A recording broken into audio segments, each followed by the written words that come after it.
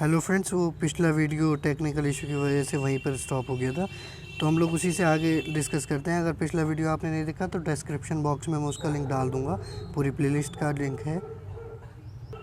ये हम वहीं से कंटिन्यू करते हैं। हम लोग चैप्टर 4 का पार्ट 2 डिस्कस कर रहे थे, जिसमें मेगालिथिक कल्चर्स के बारे में हम लोग देख रहे थे। तो यहाँ हम लोग देख रहे थे कि किस तरह से इन सब कब्रों में कुछ समानताएं, जो कब्रें वहाँ पे मिलती हैं उनमें कुछ समानताएं हैं।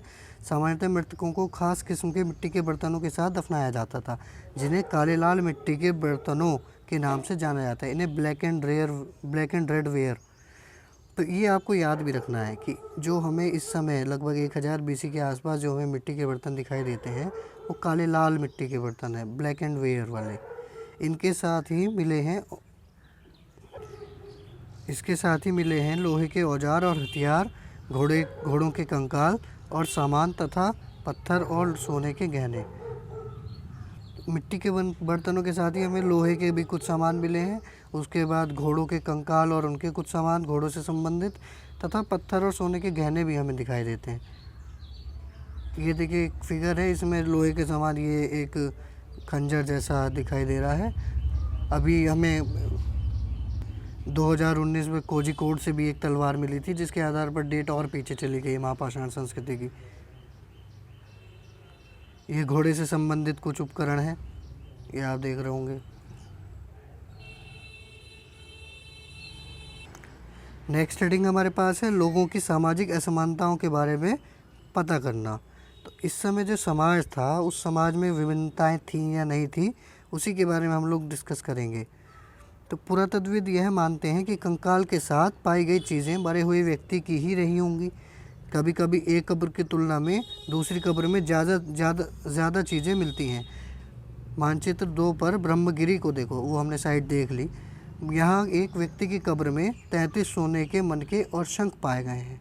तो आप देखें 33 सोने के मनके और शंख एक कब्र में। दूसरे कंकालों के पास सिर्फ कुछ मिट्टी के बर्तन ही पाए गए हैं। यह दफनाए गए लोगों की सामाजिक स्थिति में भिन्नता को दर्शाता है। कुछ लोग अमीर थे तो कुछ लोग गरीब, कुछ लोग सरदार थे तो दूसरे उनके अनुयायी। तो देखिए, जिस आदमी के पास 33 सोने के मनके उसकी कब्र में रखे गए होंगे, तो निश्चित ही रूप से वो उस समय में अमीर रहा होगा, और शायद वो सरदार भी रहा हो, इसीलिए ऐसा हुआ हो। तो ये डिवीज़न हमें इस सोसाइटी में देखने को मिलता है।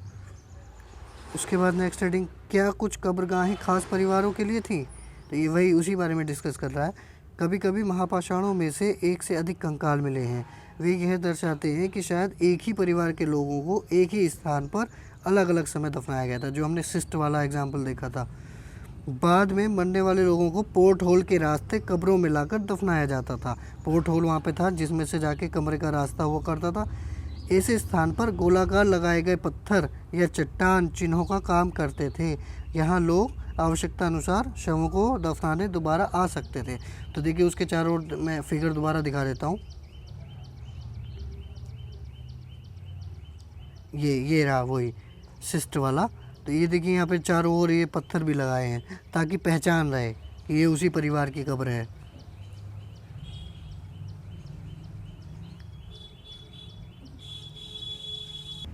तो यहाँ लोग आवश्यकता अनुसार शवों को दफनाने दोबारा आ सकते थे। अब ये एक और साइट है इनाम गांव, इसको हम लोग अभी देख लेंगे मानचित्र में। इनाम गांव के एक विशिष्ट व्यक्ति की कब्र, वहाँ से एक हमें कब्र मिली, उसके बारे में हम डिस्कस करते हैं।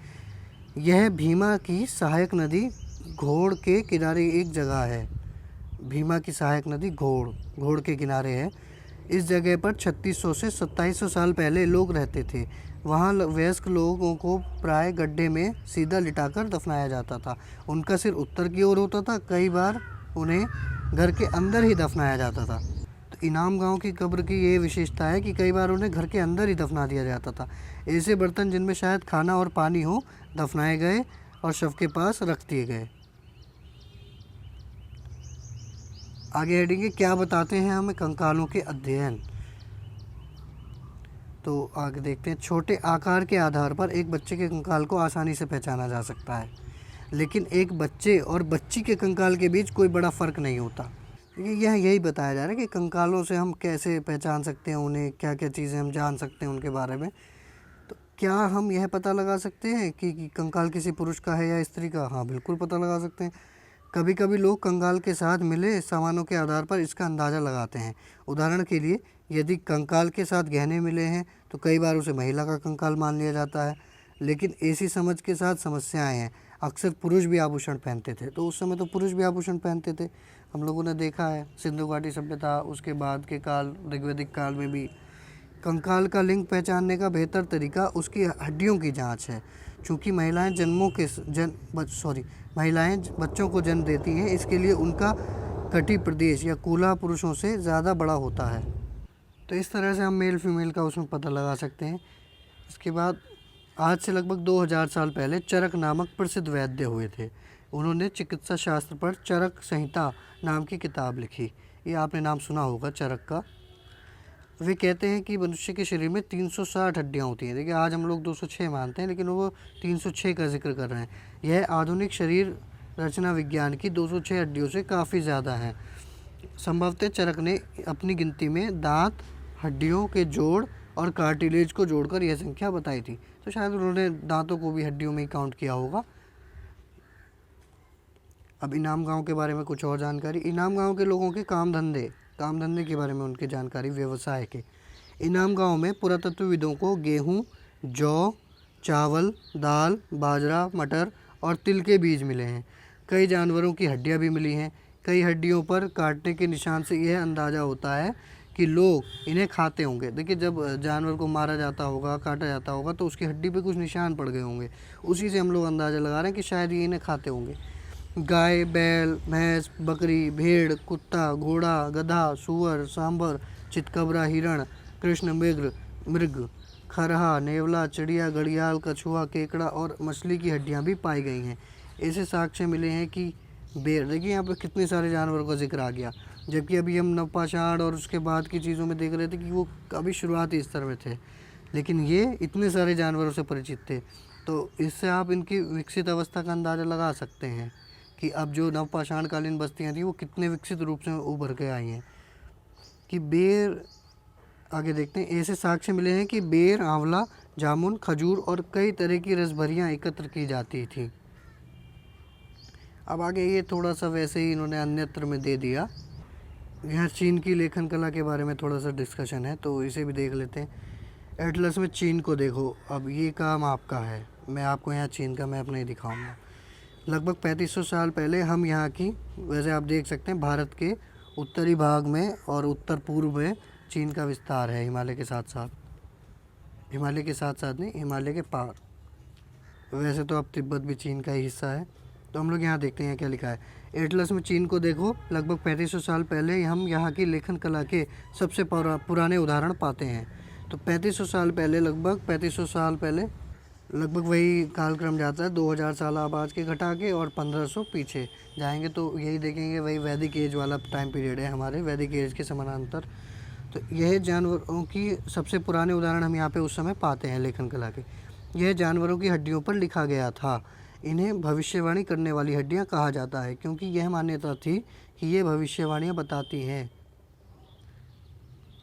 राजा लोग लिपिकारों से इन हड्डियों पर सवाल लिखवाते थे, जैसे क्या वे युद्ध जीतेंगे, क्या फसलें अच्छी होंगी, क्या उन्हें पुत्र होंगे।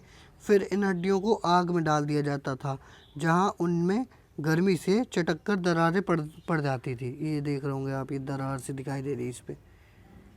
भविष्यवक्ता इन दरारों को बड़े ध्यान से पढ़कर भविष्यवाणी करने की कोशिश करते थे। जैसा शायद तुम भी सोच रही होगी, ये भविष्यवक्ता कभी कभी गलती भी करते थे। हाँ, तो गलतियाँ होनी स्वाभाविक ही हैं, और दरारें पढ़ के कोई कैसे बता सकता है।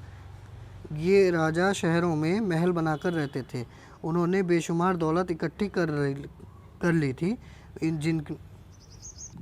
जिनमें बड़े बड़े नक्काशी किए हुए कांसे के बर्तन शामिल थे, लेकिन वे लोहे का इस्तेमाल करना नहीं जानते थे।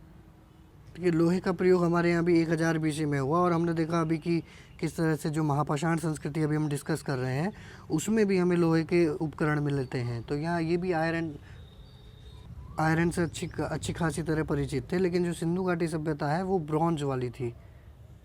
आगे कुछ महत्वपूर्ण तिथियाँ भी दी गई हैं, इसे भी देख लेते हैं। वेदों की रचना का आरंभ कब हुआ? तो लगभग 3500 साल पहले, 1500 BC। महापाषाणों के निर्माण की शुरुआत लगभग 3000 साल पहले, 1000 BC के आसपास। इनाम गांव में कृषकों का निवास कब था? 3600 से 2700 साल पहले तक। और चरक कब थे? तो लगभग 2000 साल पहले। तो इस डिस्कशन में इतना ही है। Thank you very much for discussion.